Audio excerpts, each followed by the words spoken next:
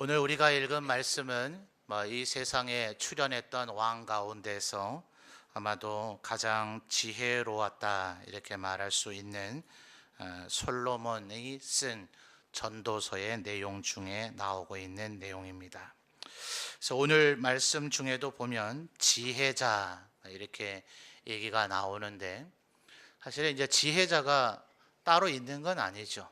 누구는 원래 지혜자, 나머지는 지혜 없는 자 이런 게 아니라, 솔로몬은 지금 이제 어떤 사람, 어떻게 행하는 사람, 어떻게 이렇게 뭐랄까요, 좀 살아가는 사람이 진정으로 지혜로운 사람인가 하는 것을 이제 우리에게 설명해 주고 있는 겁니다.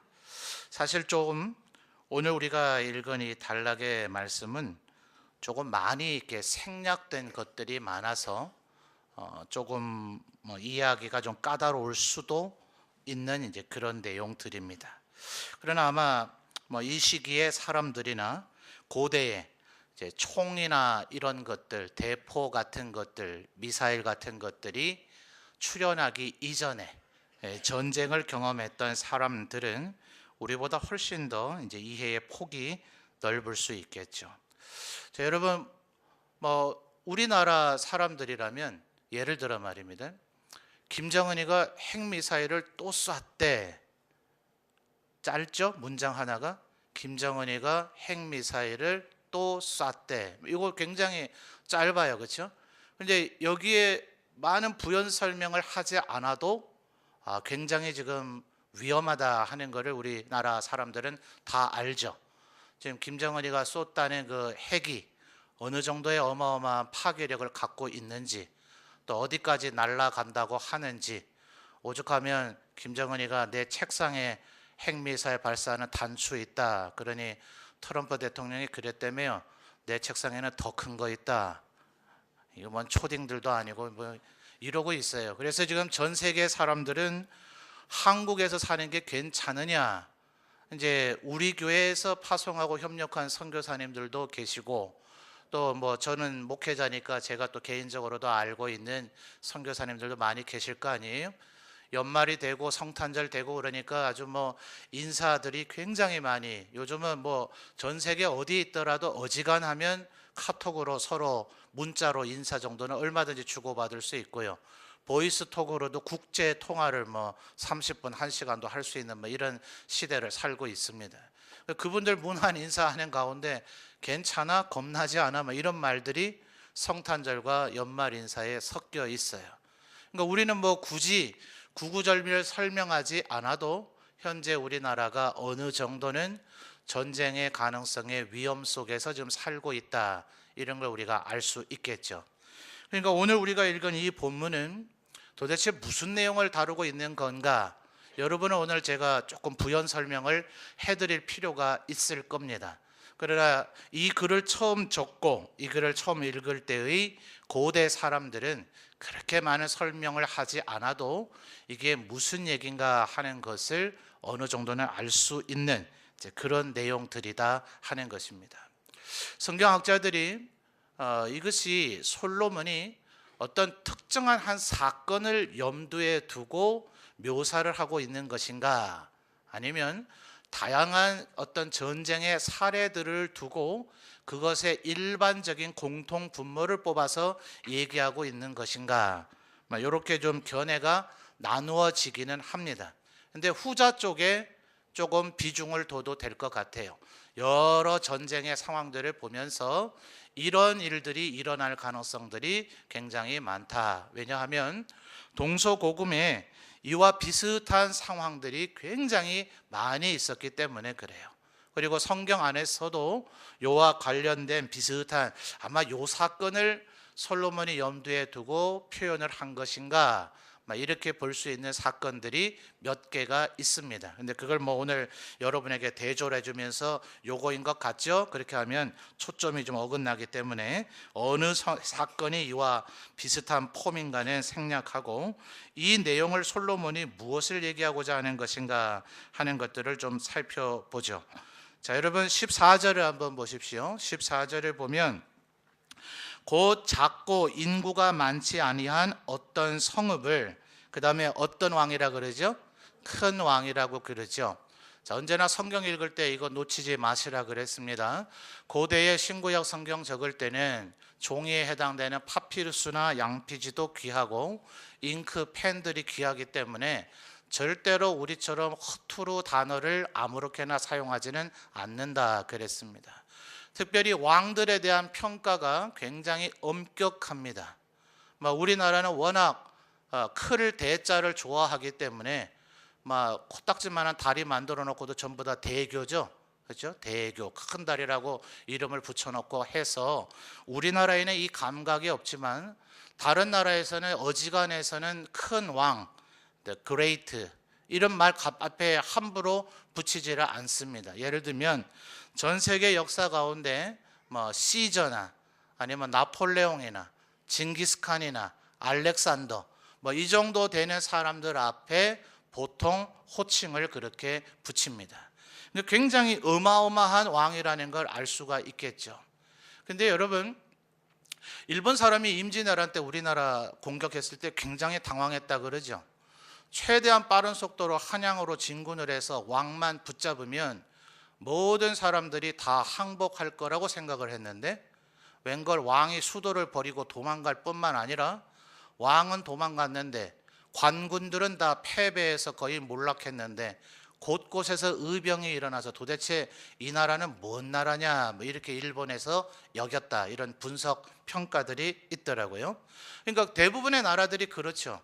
모든 성들을 다 정복할 필요가 없어요. 아주 굵은 관문이 되는 포인트가 되어지는, 예컨대 오늘날의 인구 정도로만 생각한다면 부산 점령하고 대구 점령하고 대전 점령하고 이러고 서울로 가면은 주변 우리 문경은 굳이 건드릴 필요가 없습니다. 죄송합니다. 우리 인구가 23개 경북의 시군입니까? 그중에 시로 분류된 것 가운데 우리가 인구가 제일 적다면서요.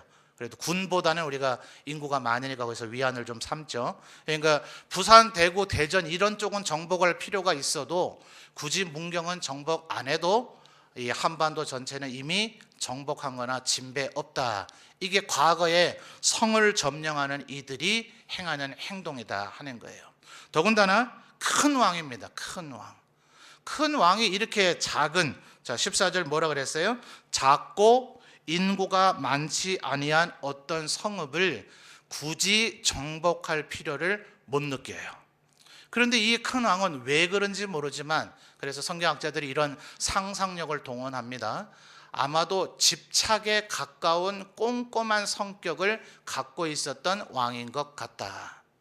그러니까 작은 성읍까지도 정복을 해서 자기의 어떤 그 위엄, 명예, 내가 대단한 왕이 아니냐, 이런 걸 좀 과시하고 싶어하는 그런 왕일 것이다. 자, 그러면 정복을 하려고 한번 마음을 먹어서 그 성을 건드리기 시작했으면 중간에 포기할까요, 안 할까요? 안 하겠죠? 포기할 것 같으면 아예 그런 짜잘한 성읍들은 안 건드리죠. 더군다나 부산을 정복하려다가 실패했다, 대구 정복하려다가 실패했다 이러면 차라리 아유 참 그쪽은 반항이 대단했는가 보네 이렇게라도 여길 수 있겠지만, 작고 인구가 많지도 않은 성읍을 건드렸다가 정복을 못했다 그러면 오히려 전 세계의 그 큰 왕이라 불려지던 왕의 체면이 땅바닥에 떨어지니까 반드시 정복을 하려고 하겠죠. 자, 그래서 나타나는 표현이 큰 왕이 와서 그 다음 뭐라 그럽니까? 그것을 에워싸고 그 다음에요 큰 흉벽을 쌓고 치고자 했다 하는 겁니다. 여러분, 옛날에 이 고대의 성이라고 하는 것이 이제 가인의 후손들이 성을 쌓기를 시작을 합니다. 그리고 이제 바벨탑에서 아주 고대에서는 창세기에서는 아주 극대화된 어떤 이미지를 우리에게 제공을 해 주는데, 이 성들은 사실은 조금 죄악의 이미지를 우리에게 많이 보여주기는 합니다. 그거는 성경적인 이미지고, 일반적으로는 성을 쌓게 되면 방어에 굉장히 유리하다 그러죠. 그래서 성을 공격할 때는 안에 있는 방어 병력의 최소 3배 이상이 돼야 공격에 성공할 수 있다. 이게 이제 손자병법을 비롯한 동서의 고금의 어지간한 병법서에서 일반적으로 진술하고 있는 내용입니다. 그런데 그것은 공성전이라 그래서 성벽을 기어 오르거나 아니면 성벽을 파괴하는 형태로 성을 공격할 때에 그래요. 근데 그거는 만약 성을 파괴하고 나면 그 이후에 그 성을 정복한 의미가 있어요, 없어요? 없죠? 정복하고 난 다음에 그 땅을 점령하고 난 다음에 정복하고 통치하고 다스려야 맛이 나잖아요. 그런데 성을 다 허물어뜨렸다면 성을 다시 쌓아야 될 터이니까 이 왕은 더 아주 완벽한 승리를 지금 추구하는 겁니다. 그래서 큰 흉벽을 쌓는 거죠. 가장 일반적인 형태가 그 성벽의 높이만큼 밖에다가 흙 같은 것으로 아예 산을 만들어 버립니다. 대단하죠. 고대의 이 전투는 오늘날에 우리 차라리 포크레인 같은 중장비가 있는 우리도 사실은 물론 뭐 요즘이야 총과 대포가 있으니까 그러고 있도록 두지를 않으니 그걸 못하기도 하겠습니다만, 중장비가 있는 오늘날 우리가 생각을 해봐도 고대인들의 이 공격은 정말 대단하죠. 아예 인간들이 산을 만들어 버리니까요. 산을 만들어서 이 작은 성을 에워쌀 정도였다면 아마도 안에 수비하고 있는 병력의 10배 이상의 병력은 동원됐을 것이다. 이것이 이제 성경학자들이 추측하는 연구입니다. 그러니까 지금 이 큰 왕은 도대체 뭐 때문인지는 모르지만 이 작고 이름도 없는 이 성읍을 반드시 정복하겠다 하는 아주 굳은 결심이 있는 것 같아요. 자, 그러면 여러분, 작고 인구가 많지 않은 성읍이라 할지라도 성이라고 그러면 그 안에 주로 누가 살고 있을까요? 성이요. 여러분, 공산주의 혁명을 했을 때 타도의 대상 누굽니까? 이 계급을 반드시 타도해야 된다. 우리나라 아직도 빨갱이가 움직이고 있는데 이런 거 다 잊어버리셨어요? 기억하셔야 되죠. 프롤레타리아 계급 혁명을 하고 누굴 타도해요? 부르조아를 타도해야 된다. 어릴 때 학교에서 배웠던 기억 안 나세요? 부르조아 그러죠. 부르조아, 성 안에 살고 있는 사람이라는 뜻이에요. 그래서 독일이나 프랑스 쪽에 가면 스트라스부르그, 이렇게 부르그라고 하는 이 지명이 도시 이름에 많이 나오죠. 다 성이 오늘날의 도시가 됐기 때문에 그렇습니다. 자, 성 안에 누구 살까요? 기본적으로 왕이 살고 있겠죠. 그 다음에요, 귀족들이 살고 있겠죠. 군사력을 뒷받침하는 장군들이 살고 있겠죠. 그 도시의 재력을 뒷받침해둘 재벌이나 아주 부자들이 거기에 살고 있을 겁니다. 자, 유럽에서 고대의 전쟁, 중세의 전쟁이 났을 때 그 전쟁에서 패배를 하자 도시 사람들을 다 죽이지는 않을 터이니 너희 도시에서 몇 명이죠? 숫자는 지금 기억이 잘 나지 않습니다. 4명인가 8명인가 내놔라. 그들을 죽이는 것으로 너희들을 살려주겠다. 그럴 때 그 도시의 영주, 귀족, 학자, 재벌 이런 사람들이 솔선수범해서 나가서 시민들을 살리기 위해서 대신 죽었다 그러죠. 바로 그 말에서부터 지배층들의 윤리, 노블리스 오블리제입니까? 그 말이 나오게 됐다 하는 거죠. 그러니까 여러분, 이 큰 왕이 와서 이 성을 공격하려 그러면 기본적으로 전쟁은 누가 해요? 아무리 작은 성이라도 거기에 성주이든지 왕이든지 있으면 그가 그 전쟁에 책임이 있죠. 근데 지금 그 왕의 얘기가 나옵니까? 안 나옵니까? 안 나오죠? 왕이 만약 싸우다가 전사를 했거나 장군이 싸우다가 전사를 하거나 아니면 야 이거 함락돼서 내가 죽겠다 싶어서 도망을 갔든지 전투 도중에 전사를 했든지 그러면 아마 돈이 많은 부자들이 아마 나서려고 할 거예요. 돈을 주고 뇌물을 주고 우리 성을 공격하는 걸 중단해 달라. 뭐 이렇게 고대에 많이 했기 때문에 그렇죠. 아마 평상시에는 이 도시에도 조금 똑똑하고 지혜로운 사람이란 이렇게 살아야 된다, 이래야 된다, 이럴 때 이래야 된다, 하여튼 온갖 아는 채 잘난 채들을 평상시에 많이 했을 겁니다. 학문이 많은 사람, 똑똑한 사람, 배운 게 많은 사람, 박사 이런 사람들은 반드시 이런 옷이나 모자 이런 것에 내가 굉장히 아는 게 많은 사람이요, 이런 걸 표시를 주로 하고 다니죠. 왕들이 아마 말할 것도 없고요. 왕관 같은 걸 쓰니 표시가 반드시 되고요. 부자들은 또 그 옷 자체가 값비싸고 화려한 옷을 입었기 때문에 옷만 봐도 누가 부자인지 알 수도 있고요. 또 군인들은 갑옷을 입고 있을 터이니, 아니면 아주 화려한 망토를 등에 걸치고 있을 터이니, 그런 복장들을 보면 왕이요, 장군이요, 또 학자요, 재벌이요, 이런 사람들은 반드시 이렇게 두각을 드러나게 되어져 있습니다. 근데 여러분 15절로 넘어가서 볼까요? 자, 15절 여러분 한번 읽어 주십시오. 시작.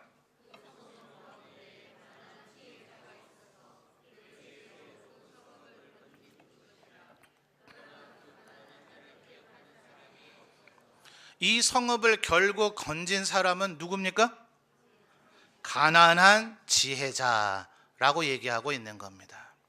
자, 이 사람이 원래부터 지혜자였기 때문에 이 사람을 지혜자라고 부르는 게 아니라, 이 상황, 가장 절망적인 상황이 됐을 때에 나서서 이 성을 건져냈기 때문에 이 사람을 지혜자라 이렇게 부르는 거예요. 그런데 그 사람의 특징이 15절 하반절에 뭐라고요?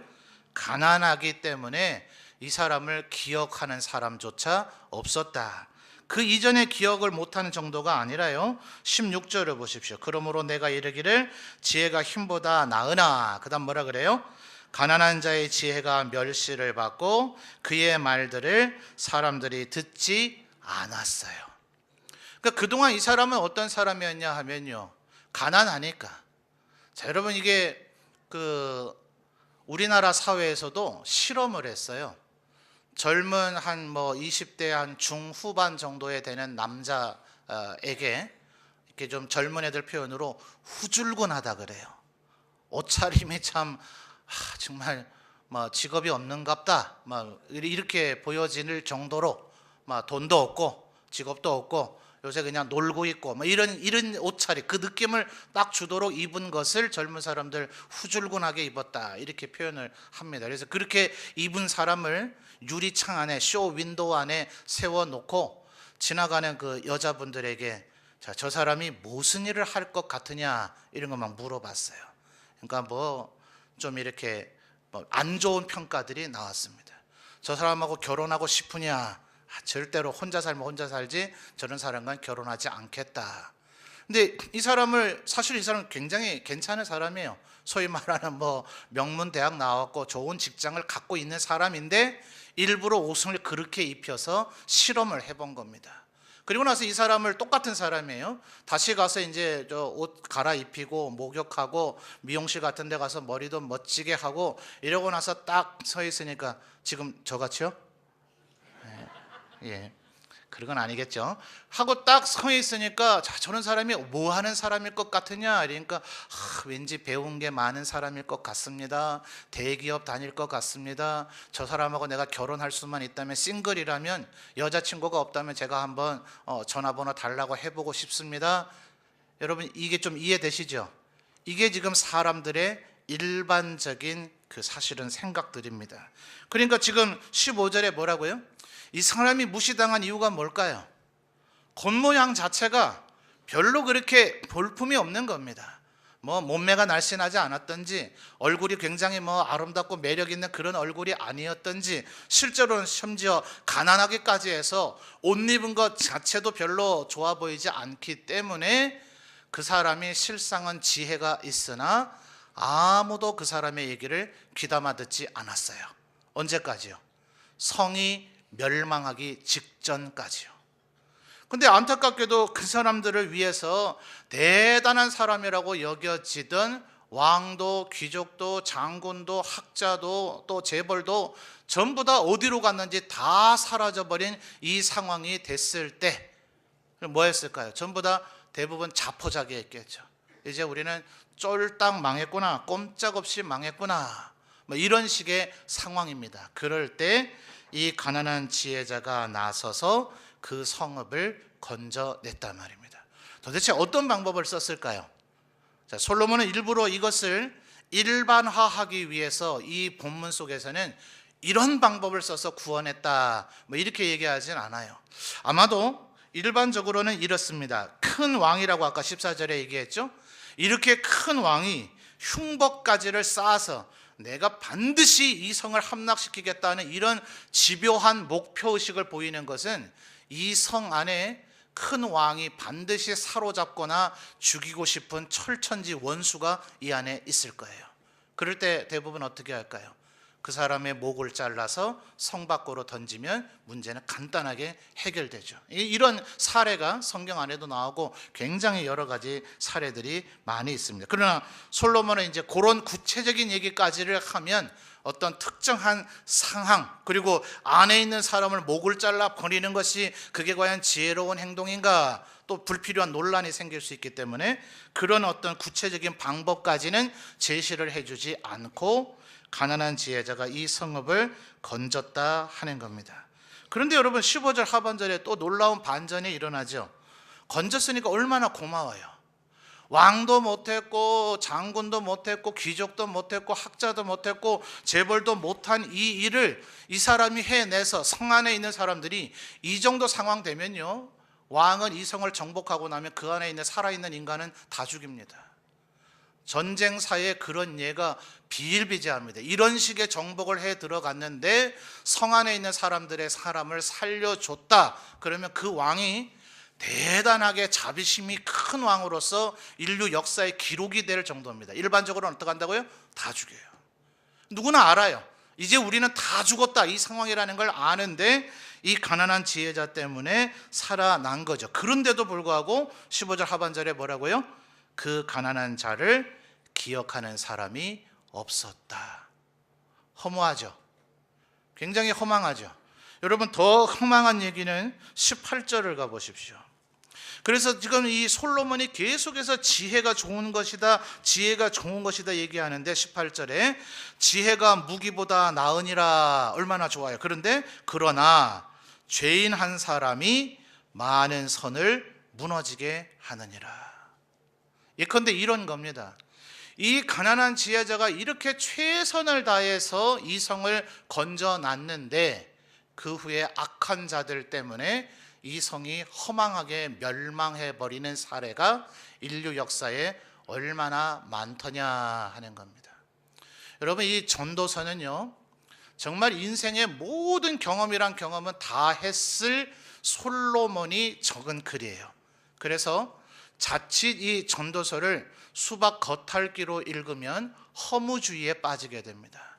1장에 보면 전도서의 가장 특징적인 것이 뭡니까? 해 아래 새 것이 없으니 헛되고 헛되니 헛되고 헛되다. 모든 것이 다 헛되다. 지금 이 가난한 지혜자가 그 말 할 법하지 않습니까? 아이고, 내가 뭐하러 지금 내가 나서 가지고 이 성을 건져냈던 거, 지금까지도 이 성에 살고 있는 인간들이 단 한 번도 나를 사람 취급이나 해줬던 적이 있던가? 내 말에 귀를 기울여줬던 적이 있던가? 내가 맞는 얘기를 했지만 그 말이 맞다고 나를 인정하고 대우해 줬던 적이 있던가? 그렇게 수많은 멸시와 천대를 받았는데도 불구하고 마지막 그 절체절명의 위기의 순간 이 사람 왜 나섰을까요? 자기도 살아야 되니까요. 무슨 대단한 그 성에 있는 사람들을 향한 애정과 무슨 연민의 마음이 있어서가 아니라 본인 자체도 살기 위해서 나서긴 했지만 그것이 성공했잖아요. 성공해서 이 사람이 지혜자라는 것이 입증이 되어졌지만 지금까지 그렇게 했던 것처럼 여전히, 왜요? 이 사람 여전히 가난하니까요.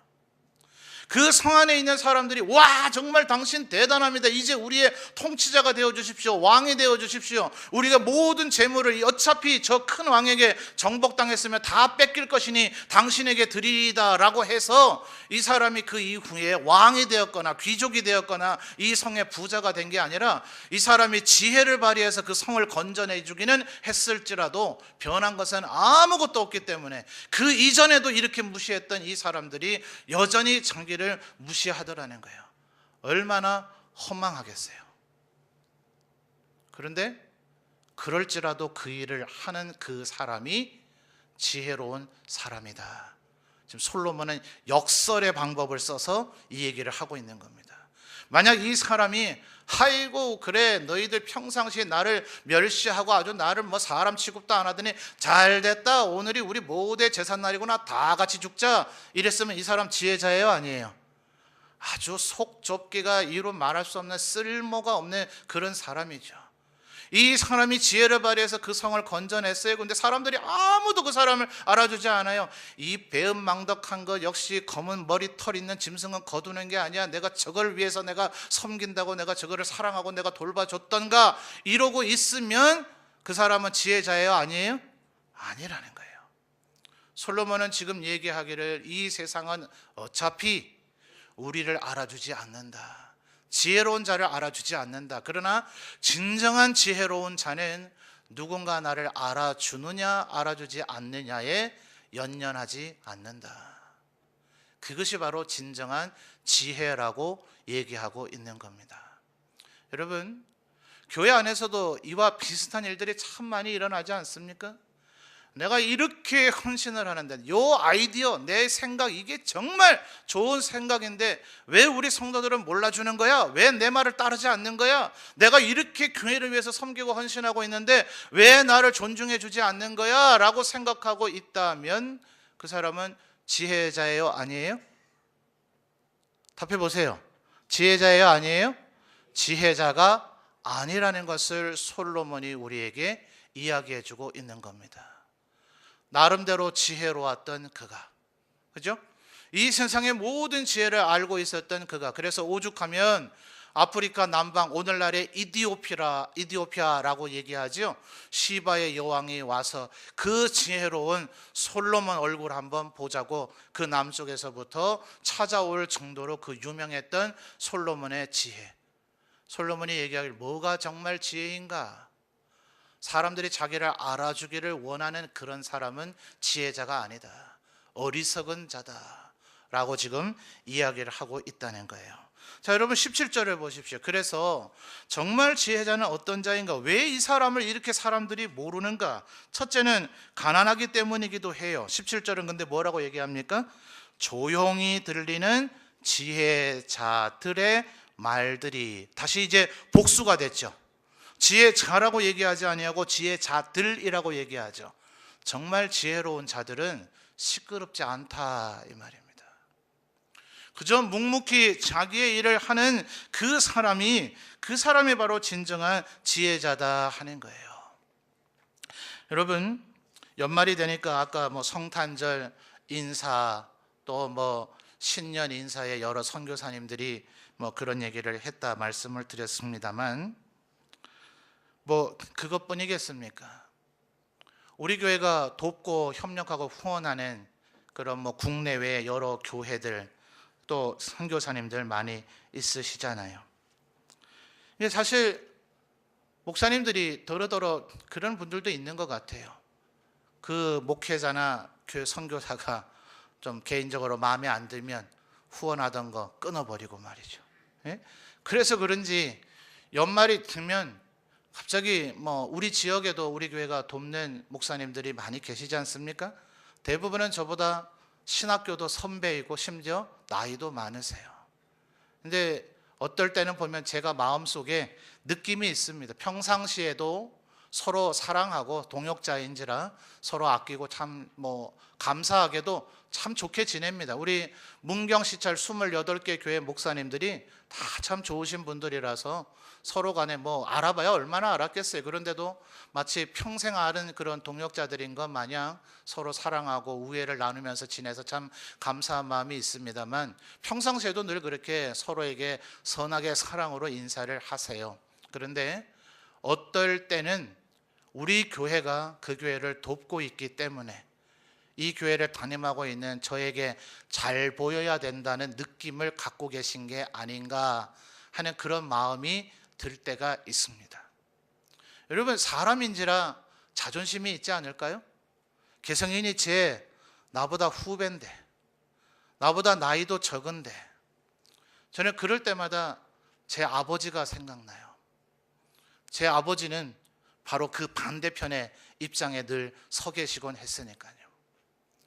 그 분들의 모습을 뵐 때마다 우리 교회가 힘 있는 교회다, 큰 교회다, 도울 수 있는 교회다가 아니라 저는 어쩌면 여러분들이 저를 사랑해 주시는 것 때문에 이미 상급을 다 까먹고 있을지 모른다는 두려움에 휩싸일 때가 있습니다.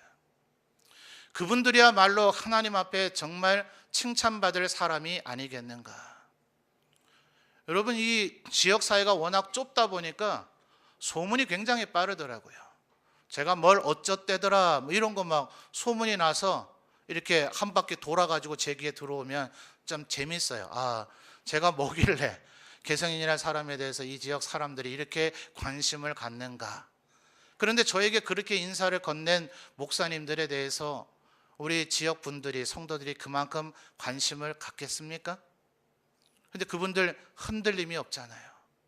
저는 이제교 8년, 9년 이 문경과 점천제일교회를 섬기고 있습니다만 이 지역에 적지 않은 목사님들이 20년, 30년 넘게 이 지역 사회와 그 작은 교회, 정말 허물어져 가고 시설도 좋지 않은 교회, 성도들도 없어서 생계 유지조차가 어려워서 우리 교회가 후원해 줘야만 어느 정도 도움을 입을 수 있는 그런 환경 가운데서도 조용히 소리 없이 묵묵히 일하고 있잖아요. 그래서 저는 그분들을 볼 때마다 가난한 지혜자란 마치 이와 같겠구나 하는 그런 생각이 들어집니다. 아마 연말이 되어지면 여러 가지 일들이 있겠죠. 그래서 목사님들이 이런저런 자기의 속내를 표현하는 글들을 읽어봐요. 인내를 해야 된다. 목회가 참 때로 힘이 들 때가 있다. 이런 표현을 하시는 분들도 있고. 자, 우리 성도님들은 어떻습니까? 여러분, 하나님을 섬기는 일이 어떤 일이라고 생각하십니까? 여러분, 혹시 이 하나님을 섬기는 일, 하나님의 백성이 되고 하나님의 일꾼이 되어서 교회의 목사이든 장로이든 집사이든 권사이든 이거 됐기 때문에 이 세상을 살아가는 동안 사람들에게 열화와 같은 인기를 얻고 싶은 욕망에 여러분 혹시 시달리고 있지는 않습니까?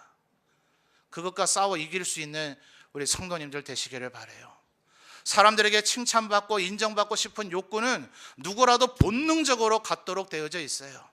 그거 모든 거 다 받아본 여러분이 원하는 그거보다 100배, 1000배, 10,000배의 찬사와 인기와 영화와 영광을 말하자면 오늘날로 하면 아이돌 그룹들처럼 팬클럽이 있는 것 중에 가장 고대의 팬클럽이 많았던 왕은 솔로몬이란 말이에요. 그 수많은 인기와 영화를 누렸지만 그건 진정한 지혜가 뭐예요? 아니더라. 그런 것에 마음이 뺏기면 진정한 지혜가 아니더라. 여러분, 많은 사람들에게서 여러분 인정받고 내 말이 영향력을 갖게 되고 나를 알아주고 사람들이 나를 챙겨주는 그걸 바라지 말고 오직 한 분에게 기억되어지시는 여러분 되시기를 주님의 이름으로 축원합니다. 오직 우리의 창조주 되신 하나님, 나를 구원하셔서 새로운 생명을 주신 하나님, 그리고 나의 그분의 몸된 교회를 섬길 수 있도록 일꾼 삼아주신 하나님, 그분은 여러분이 구태여 소리를 내지 않아도 하나님 제가 오늘 이런 일을 했습니다, 하나님 다 보고 계신 거죠? 아니요, 그런 소리 안 해도 다 보고 계시는 줄 믿습니다.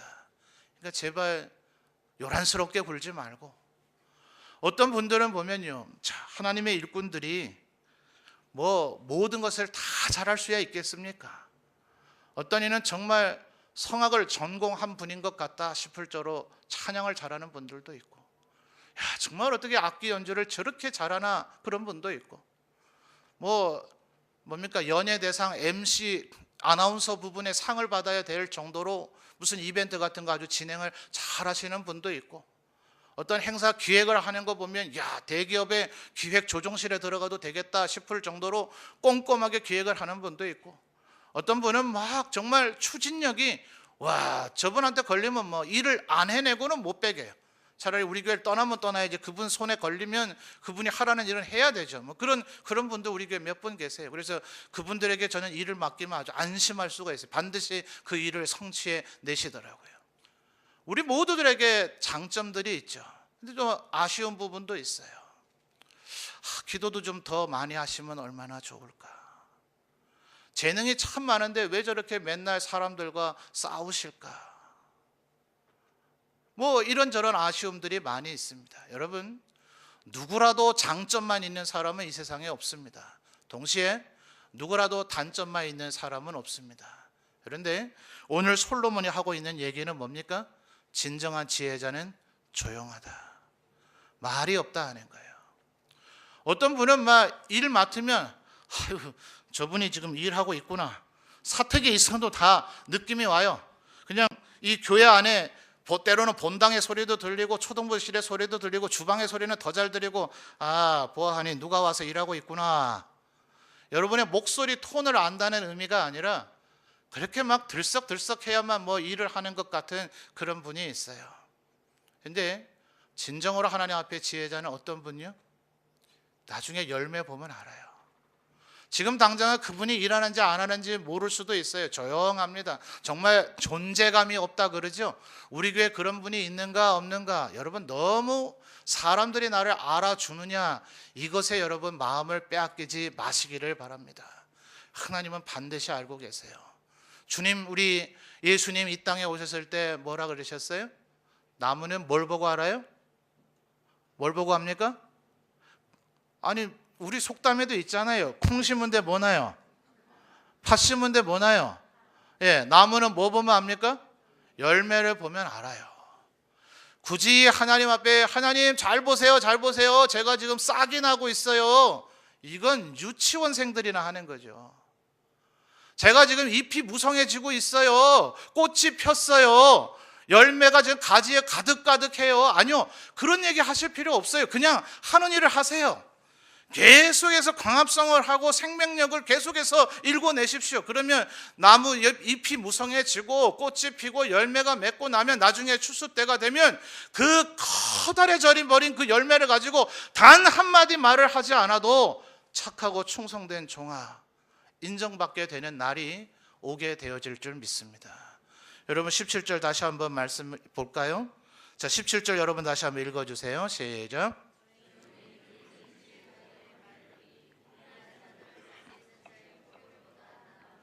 아멘. 뭐라고요?